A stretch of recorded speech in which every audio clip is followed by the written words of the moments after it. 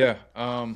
Well, for me, it's the off season. I was fortunate enough to train at Cressy Sports Performance. We actually just had him on yesterday on our podcast. He had a ton of advice and thoughts on, training these elite baseball players, specifically pitchers nowadays that throw. Everyone throws like 95 plus. When I first got called up, if you threw like 93 to 95, that was considered gas. Well, it's like major league average now.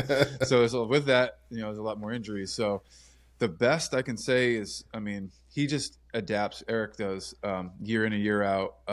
He knew my body better than I did. So in the off season, I took it upon myself, but through his studies and what he thought I needed the most, I took it seriously to be able to push myself to endure a 162 game season. It's 6 months of, actually longer than that with spring training, of baseball every day. So if those guys that don't push themselves in the off season and have the correct training to help get their body moving the right way to prevent injury, or give yourself the best possibility to prevent injury, that's on them. So in the off season there, and then I won't, without mentioning any teams, more recent team you can put together, they took account of our workload, especially as relief pitchers, and then you talk about when you wanted to train and stuff like that. And so relief pitchers are a lot different than starting pitchers. I'm sure we'll get into that later, but this one of the recent teams I played for had a great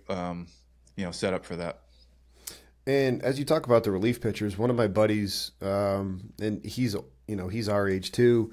His friend worked for one of your former teams, the Cardinals, and he said that if somebody they threw X number of pitches as a relief pitcher, they would then, it was like, hey, today's a high day. They already hit what they had to do. They're not going to pitch the next day. They would go in and lift after they'd done throwing. Like, is that a realistic world? And if so, what did those lifts look like for our members that are like, hey, that's the world I'm living in. Like, I got to do a good job for these guys. Yeah. So it's across the board, right? So I was more, who cares if I name the teams? It's the Nationals last year were phenomenal with it, and the Angels are really good too. If let's say I threw 2 days in a row, my workload was through the roof. I was in the yellow to red category for being available the next day. I typically want to make sure I lift that night. So everyone's different. We had one guy on the team that would lift almost every day and run like crazy and just honestly wear himself out. It seemed like, but he was a machine. He's able to do it. He ate like 5,000 calories a day. But for me, I don't think that's sustainable for that long of a year. I love the work ethic, but I personally like to train after the game to give myself the most, to save every bullet, per se, for my outings. So I wanted to be as fresh as I could for the game, and then just lift afterwards. So I was used to lifting at 10, 11 at night at times. Other guys like to lift before the game to get their body going. There's some, scientific evidence, I think, that says it produces some testosterone or something like that, and naturally in your body to get it going. And I didn't like it. I felt like my legs felt like jelly when I was, trying to pitch in a game. I didn't want to do that. So everyone's different. And as a strength coach, I think you got to realize that. And at the professional level, it's hard to tell guys what they need to do every single day. A lot of guys come in prepared. It's the ones that have no clue, that just kind of float around and pitch or play off their God-given ability, that you need to to manage their workload more, get them in the gym and not be lazy and so on and so forth. And believe it or not, there's people like that out there. How about when you were on the road though? Because, that's all fine and dandy when you're at home, but if you're on the road, do you have the ability? Because we might have, with our college, we have a big amount of college baseball strength coaches, but we do have some professional ones. And just on the show 2 weeks ago, is it conducive to be able to do all of that on the road too? Just because you talk, 80 or 81 of the games are on the road all the time, right? Yeah, totally. And every place we go to on the road, they have a weight room on the visiting side. Now it could be the size of a closet, or it could be immaculate. You just depends on where you play. So, but they are getting better. They really emphasized that over the last 5 years, because at times, let's say you play in Wrigley Field before they did the renovations. As a visitor, we'd walk over to the home side and lift in their tiny little weight room. They had, again, it was small before they did all this old stadium. And it was so awkward. Let's say you won the game and you punched out the dude that's standing next to you doing like squats. It's just like, hey man, how's it going? You know, they don't want to see you in there. So Major League Baseball did, you know, and the Players Association, they put together a plan to make sure there's a weight room on the visiting side as well. So you can still get your work in, no problem. But for me personally, I had my own regimen I like to do. I'd communicate it with the strength coaches. They'd approve of it, and I'd work lower body one day, upper body the next day, 2 to 3 days off, depending on my workload. Do it all over again for the whole season, because you never know as a relief pitcher when you're going to pitch. So I just wanted to make sure I get in there. For our strength coaches out there, they're like, okay, that's fine and dandy.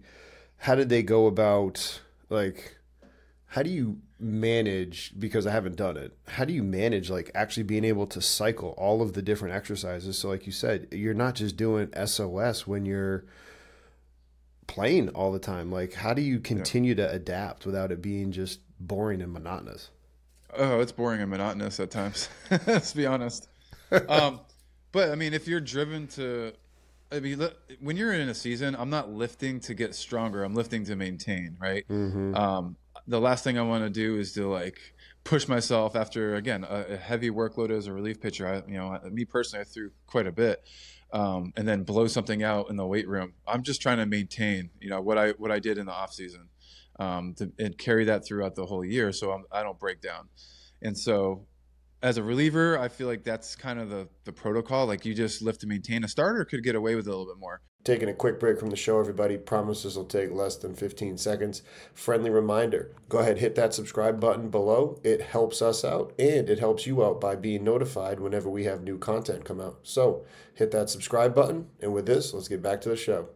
They'll throw one day, and they have 5 days off before their next start, 4 or 5 days. And so they have a different regimen. They'll take the first day off. They'll lift heavy maybe their second day of recovery. That same day, they also have a bullpen, like a touch field, to work on their stuff.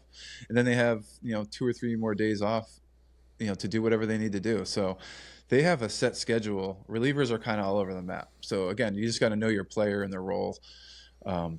And so, yeah, it can be difficult. But strength coaches in the big leagues, they have, nowadays especially, because strength and conditioning, strength training in general has gotten more specific to each player. And so it's just a lot better than it used to be. Guys are figuring it out. And you continue to talk about the off season and how important that is. Are you considering spring training part of the off season where you guys are starting to build it, or it's like, hey, no, I'm talking the months that we're away, whether it be November, December, January, before everybody starts to report, because you guys all used to report earlier too, right? Correct. So I'm talking about, like, all right, the season's over. I take 1 to 2 weeks off from the weight room, ideally. Later on in my career, I took a little bit longer. I'm an old man. But 1 to 2 weeks off, and then I'm back in the weight room, and I'm pushing myself pretty hard for the next however months it is till spring training. When spring training hits, for me again, like, I'm still lifting heavy, but slowly tapering back, because now my workload's getting bigger. I'm throwing a bullpen every other day.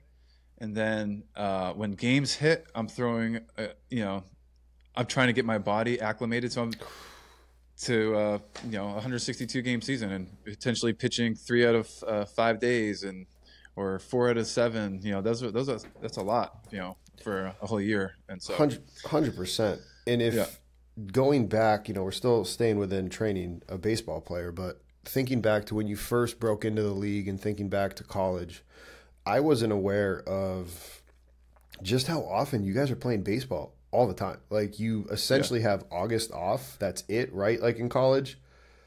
Like, how do you handle that to make sure you don't wear out too? Because it sounds like, okay, cool, you're in the pros, you're playing for a while, then you have time to get away, you have time to build your foundation of strength.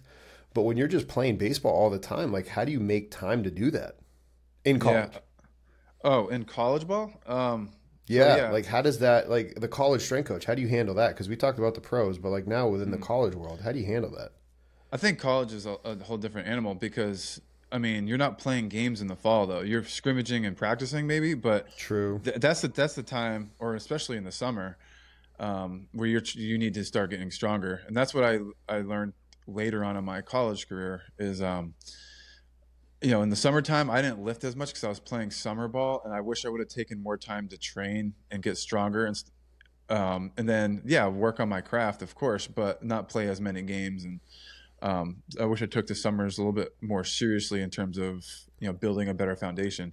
But in the fall, man, like our college it'd beat the daylights out of us. We'd be in the weight room and running every day pretty much. And for me, it was eye-opening. My freshman year, I came in throwing like 84 tops, and all of a sudden you put some weight on me and keep me. Me in high school, I was like a newborn deer running around. I was tall, lanky, with big knees. Well, now I'm doing agility work, lifting weights, like running my legs off. And I came in the next year, I topped out at 95.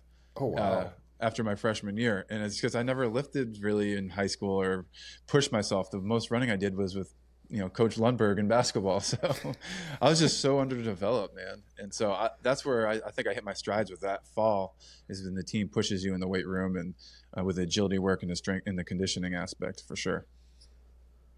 That's interesting to hear because, I actually, until I got to Towson and I was around baseball, and then my buddy Justin, who was at Illinois, now he's down at College Park, but he was the guy that was running the baseball team. And I mean, they got after it. Like, they lifted heavy as heck. And I started to do my research, and it's like baseball teams, like they get after it. It's not kind of this just, at least in college, where it wasn't this notion of like, oh, we're going to do heavy bat swings or heavy baseball throws. Like they're lifting and getting after it.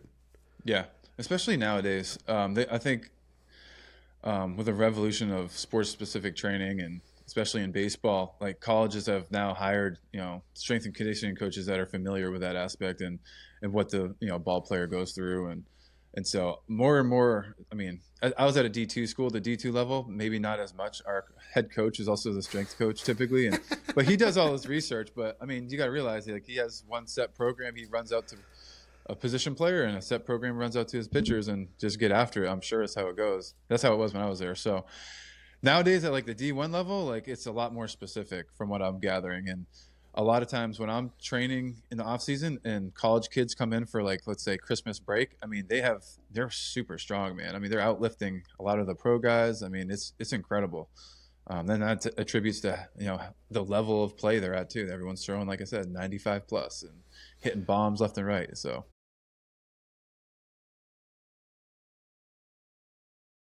Congratulations on making it to the end of the video. Why don't you celebrate by watching more videos just like it? You can also help us on our quest to placate the algorithm gods by liking, sharing, subscribing, and commenting. Thank you.